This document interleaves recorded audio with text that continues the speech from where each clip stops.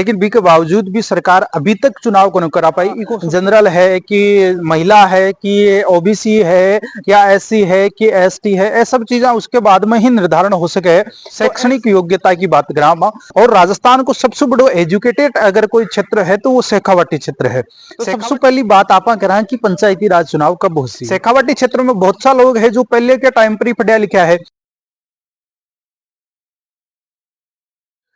नमस्कार, राम राम। मैं रिपोर्टर कुलदीप और थे देख रहे हो मेरे फेसबुक और यूट्यूब चैनल। और आज को जो मुद्दों है वो गंभीर मुद्दों है और वर्तमान समय में देखिए राजस्थान के परिप्रेक्ष्य में बात करा तो चाहे आप पंचायती राज की बात करा चाहे शू आप नगरीय निकाय की बात करा तो दोनों के ऊपर आज अपनी एक विस्तृत जानकारी है चुनावों से संबंधित। चाहे वह पंचायती राज की बात करा चाहे नगर निकाय की बात करा, तमाम जानकारी जुटावा को प्रयास करूंगा। लास्ट तक वीडियो के साथ बना रहो। सबसे पहली बात आप करा कि पंचायती राज चुनाव कब हो सी और या कणा हो सी। पहले की बात करी जाए तो लगभग अक्टूबर महीना के मान चुनाव करवा दिया है और अक्टूबर महीना के मान विशेषकर आप बात करा दातारामगढ़ परिक्षेत्र में शिखर का लगभग पंचायता की बात करा तो अक्टूबर में होगा। अभी सु पहली भी कई जनवरी के मान भी चुनाव होगा। लगभग आज फिलहाल जनवरी चल रही है 2026 की, 2025 जनवरी में चुनाव हो जाना चाहिए। हाँ, कुछ हरियाणा का चुनाव भी हाँ प्रदेश के अंदर कुछ पंचायत हरियाणा की भी अपन देखवाने मिली है। भी के मान 2021 जनवरी के मान चुनाव यहाँ तो वहां को भी कार्यकाल खटे खटे अपन देखा तो 2026 में पूरा होते चले जा रहे है। लेकिन बी के बावजूद भी सरकार अभी तक चुनाव को नहीं करा पाई। इको सबसे बड़ो कारण एक है कि सरकार वन स्टेट वन इलेक्शन की प्रक्रिया में चल रही है। तो सबसे बड़ा मुद्दा अपने पन वही है कि अब तो लेट चुनाव कराया बाद में भी वन इलेक्शन को जो फॉर्मूला है वो सही हो जाए। लोग तो खटे ना खटे आप जब राजनीतिक परिप्रेक्ष्य की बात करा तो आ चीज आपने गंभीरता से सोचनी चाहिए कि वर्तमान परिस्थितियां यानी कि है कोनी प्रदेश की कि भी कमायना आप वन स्टेट और वन इलेक्शन को फॉर्मूला अपना सका। जी आप वर्तमान में बात करा तो पंचायती राज का लगभग 1 लाख से ज्यादा वार्ड है राजस्थान में और 1 लाख वार्डा को चुनाव होनो कोई छोटी बात को नहीं। वर्तमान जगह चुनाव होगा सरकार सुप्रीम कोर्ट का जगह आदेश है। सुप्रीम कोर्ट का आदेश के मान स्पष्ट करी गई है कि 15 अप्रैल है विश्व पहली चुनाव सरकार ने कराना पड़ेगा और सुप्रीम कोर्ट को आदेश आयो भी के बाद में सरकार और निर्वाचन आयोग खटे ना खटे थोड़ी सी के तीव्र गति से काम करती हुई अपन दिखाई दे रही है और हो सका है कि अप्रैल तक करा लें। भी के बीच के अंदर अब आप बात करा तो एक खटे ना खटे चुनाव आयोग के सामने समस्या आ रही है कि ओबीसी आयोग आपकी रिपोर्ट पेश करे, क्लियर को जो टेस्ट हुआ करे है भी के बाद में ही सीटा आरक्षित हुआ करे और की प्रकार से होगी की प्रकार से नहीं होगी तो वो भी एक बड़ी समस्या है। नगरीय निकाय का चुनाव भी करवाना है और बात करा आप पंचायती राज का चुनाव भी करवाना है। दोनों की बात करी जाए तो एक साथ चुनाव होता हुआ लाग रहा को नहीं, क्योंकि एक साथ चुनाव करा पाओ वो मेरा ख्याल से व्यक्तिगत तौर पर संभव को नहीं। भी के बाद में आप बात करा कि पंचायती राज का चुनाव तो वर्तमान समय में पंचायती राज की जो त्रिस्तरीय व्यवस्था है ग्रामीण स्वशासन की आप बात करा तो ग्रामीण स्वशासन में सबसे पहले आप बात करा जिला परिषद की तो जिला परिषद में भी वार्डा को परिसीमन हो चुके है, नया वार्डा को निर्माण करो गयो है। इसके बाद दूसरी स्तर की अगर बात करा तो पंचायत समिति है तो पंचायत समिति का जो पुनर्गठन हुई है, पुनर्गठन के दरमियान देखिए नई पंचायत समिति बनी है वहां को पंचायत समितियों को वार्डा को सीमांकन है वो भी कर लियो गयो है। लगभग नई जो पंचायता है भी पंचायतों को पुनर्गठन है वो भी कर लियो गयो है। तथ्य है जुटा लिया गया है निर्वाचन आयोग के द्वारा और सरकार के द्वारा जो महत्वपूर्ण कार्य है वे लगभग कर लिया गया। अब रही बात कि एक विशेष चर्चा अभी चल रही है कि कहीं खटे ना खटे जिखे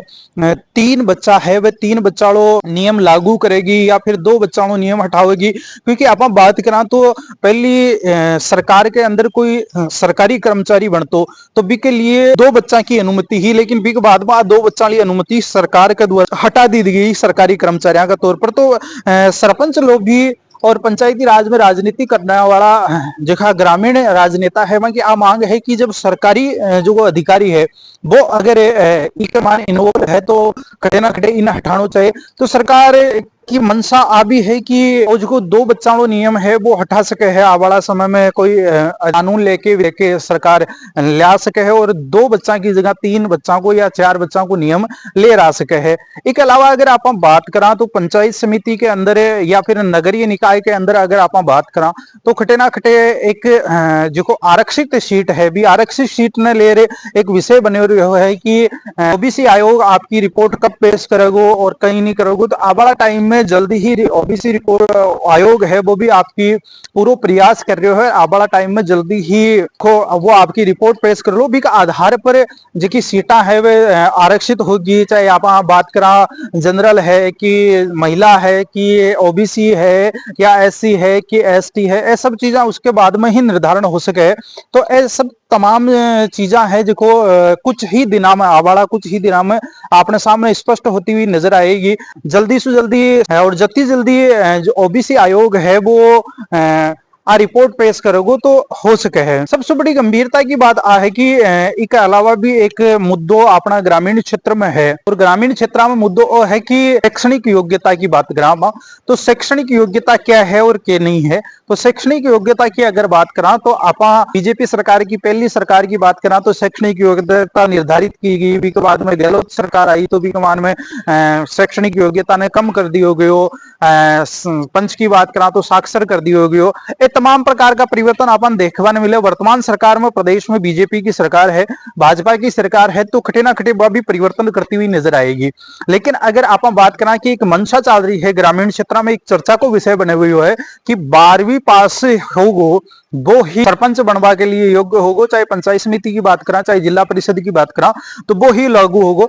जबकि एक बौद्धिक दृष्टि से आप बात करा कि सरकार की के मनसा है और के नहीं मनसा तो आवाड़ा टाइम में आपने कुछ दिनों बाद में पता चल जाए हो। लेकिन एक बार आप व्यक्तिगत तौर पर विचार करा तो आप भौगोलिक दृष्टि से देखा तो आप शेखावाटी प्रदेश में हाँ, और राजस्थान को सबसे बड़ो एजुकेटेड अगर कोई क्षेत्र है तो वो शेखावाटी क्षेत्र है। शेखावाटी क्षेत्र में बहुत सा लोग है जो पहले के टाइम पर ही पढ़ा लिखा है, वर्तमान समय में लगभग पढ़ा लिखा है। कुछ परसेंट लोगों छोड़ दिया जाए तो पहले के जमाना में भी पढ़ा लिखा है और जिला की बजाय, हालांकि इतना ज्यादा भी पढ़ेड़ा को नहीं लेकिन कुछ पढ़ेड़ लिखा है। तो आप वर्तमान परिप्रेक्ष्य में बात करा कि यहाँ जोधपुर है, जैसलमेर है, मारवाड़ क्षेत्र की बात करा, मेवाड़ क्षेत्र की बात करा, बागड़ की बात करा, ढूढ़ाड़ की बात करा, हाड़ौती की बात करा या फिर डांग क्षेत्र की बात करा तो खटे ना खटे शिक्षा को स्तर आज भी बठे नवाटी की बजाय कम है। तो जी जोधपुर जैसलमेर का सीमावर्ती बाड़मेर का सीमावर्ती जिखा गांव है बठे आज भी शिक्षा को अभाव अपना क्षेत्र की बजाय कम है।